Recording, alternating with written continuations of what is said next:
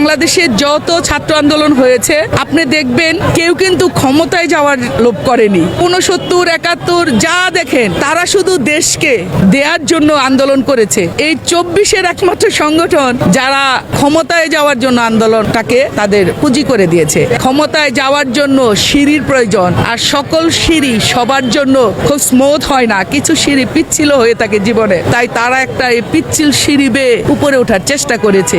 মূলত এমন কারো পিঠে চড়ো যে তোমাকে গন্তব্যে পৌঁছে দিবে, এমন কারো পিঠে চড়ো না যে তোমাকে সমালোচনার মধ্যে ফেলবে এবং তোমার গন্তব্যের আগেই তোমাকে ফেলে দিবে। তাই বাংলাদেশের সকল মানুষ, এটা কিন্তু আপামর জনসাধারণের সংগ্রাম ছিল। আমরাও রাজপথে ছিলাম, আমরা একটা স্বৈর শাসকের বিরুদ্ধে আন্দোলন করেছি, যার ফলে গণতন্ত্রের জন্য আন্দোলন করেছি। আমরা মনে করি তারা দেশের একদম সম্মানিত সন্তান হিসেবে, জাতির শ্রেষ্ঠ সন্তান হিসেবে সবার কাছে থাকতো, কিন্তু তাদের এই ক্ষুদ্র ক্ষুদ্র লোভগুলো তাদের সেই সম্মানটাকে কিঞ্চিত ম্লান করে দিয়েছে। বাকিটা পরবর্তীতে দেখা যাবে ইনশাল্লাহ।